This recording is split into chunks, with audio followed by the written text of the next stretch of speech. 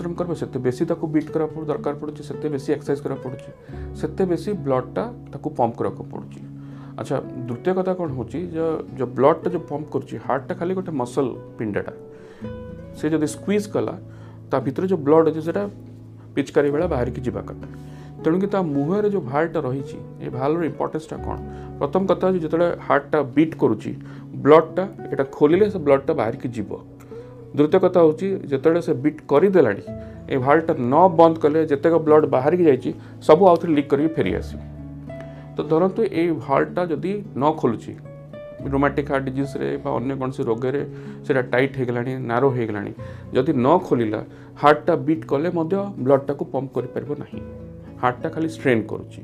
द्वितीय कथा जदि लीक करुच्चा ताले जितेक से पंप कर ठीक से ब्लड फेरिक आसुची तेणुक तार ब्लड सर्कुलेशनटा स्मूथ भाव में हम ना। यहाँ